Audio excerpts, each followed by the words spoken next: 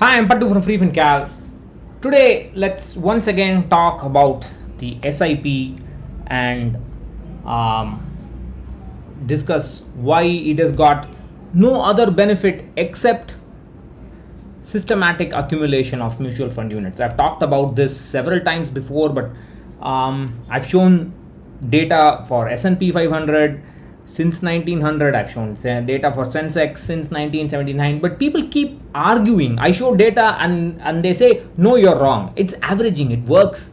The averaging works because sometimes you get lower now, sometimes you get higher now, and that helps. But how does it help? That they won't answer, but they'll say I'm wrong. So so let's talk about this one more time. Why one more time? Because I have to keep the site going with some content, and therefore one more time.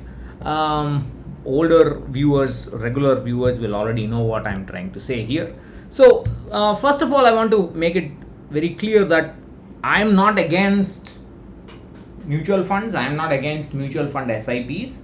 I strongly believe in systematic investing. Systematic investing doesn't mean starting an SIP. Systematic investing means investing with a system in place. That's what I strongly believe in. And from a behavioral point of view, systematic investing can easily beat market timing provided an investor is disciplined. Those aspects are not being disputed here at all. We're not trying to talk about that. What we are trying to disprove is statements like this. If you look at AMC literature in the mutual fund industry or whatever they create propaganda over, you will see statements like rupee cost averaging benefit in SIP may maximize our gains. Rupee cost averaging benefit in SIP help when markets are volatile. When markets are volatile, I don't understand what that means. Markets are always volatile. Whether it is a bull run, bear run, whatever run, markets will be always volatile. And SIPs help us get the average of good returns and bad returns. No, that's just nonsense. I mean, so what we are going to talk about here is we are going to consider imaginary SIP in the Sensex price index from April 1979 onwards and compare the returns of that SIP with market returns. So let's say I compare the 6-month absolute return from an SIP with a 6-month market returns. If SIP is supposed to have some benefit in terms of returns or in terms of risk, then an SIP should have a risk lower than market risk. Then an SIP should have a return higher than market return, if they are supposed to have some benefits. So that's what we're going to find out. So you can see in this single graph that this alone is enough to show that SIPs don't have that kind of benefits which are used to sell SIPs. So you have here an investment made at the start of the Sensex, that's in April 1979. That's the blue line. And then you have a lump sum investment is made. The lump sum investment means the returns of the lump sum investment will simply mirror the returns of the market. So lump sum returns here means market returns. There's no difference between the two. So you have the blue line, which is the growth or the movement of the Sensex, or basically that of a lump sum invested at the start of the Sensex, and you have an SIP which is started in April 1979, and that's gradually you are keeping you invest in it every month. So what we have now done is we have normalized these two curves with respect to the end date of the calculation. That is somewhere in July, let's say, whenever we calculated this plot, we have normalized it with this. So we have set both of these values to be normalized to the same value, let's say 1000, and then looked at what happens backward. You can immediately see from this, initially when the SIP started, there's a big difference in the returns of the SIP, in the movement of the SIP compared to that of the market returns.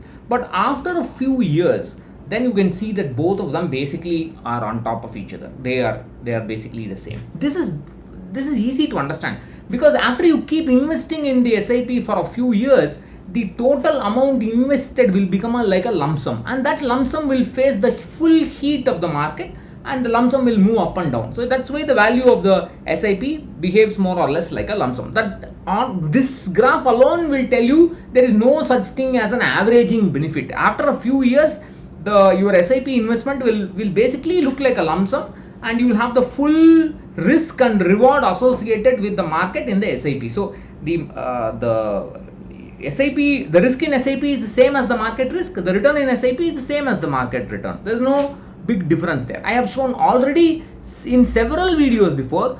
On the day when you calculate a SIP return after 15 years or 20 years of SIPing, if that day the NAV is down, your returns will be down. If that day the NAV is up, the returns will be up. So there's no big averaging benefit. I've shown that in several videos. Even the last video was shot like a couple of videos before only, so you can just scroll back and have a look at it.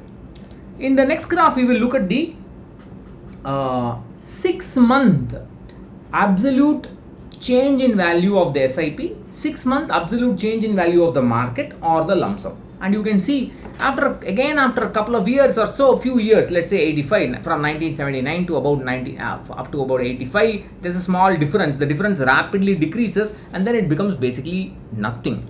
And to show you that the difference rapidly decreases, you can see this. This is the difference between the 6-month change in SIP minus 6 months change in lump sum. You can see how earlier it was about 1% initially, and then it drops rapidly down, and it just becomes insignificant with time. So for the long-term SIP has got no special benefits compared to that of the market. It has got the same risk as that of the market. It has got the same reward as that of the market. That is all I am trying to say. I am not saying don't do SIP. Mutual funds are bad. That's not what I am trying to say. Don't invest in SIPs assuming that they are going to do something special for you. That's just bullshit. And these are the drawdowns. That is the maximum fall from that is the fall from a previous maximum. Excuse me. It's a fall from a previous maximum. And you can see the blue line is for the lump sum, the market, and the yellow line is for the SIP. Again, you can see initially there is a difference, and after a few years, there's basically no difference between the lump sum risk associated with the lump sum. There is a fall from a maximum, and the risk associated with the SIP. Don't invest with blind faith that you are doing something superior. You can't become disciplined just because you are automating purchase of units. SIP is merely automated purchase of units. Just because you do that cannot make you disciplined. If that is the case, then I can buy hard work, honesty, etc. online. I mean, that's just bullshit. That's just industry propaganda.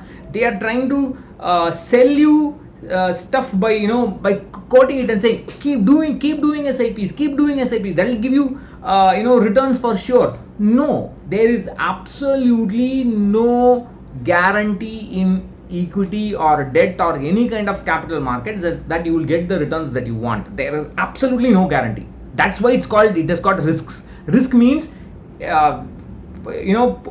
jumping into something where there is no guarantee of success or failure for that matter.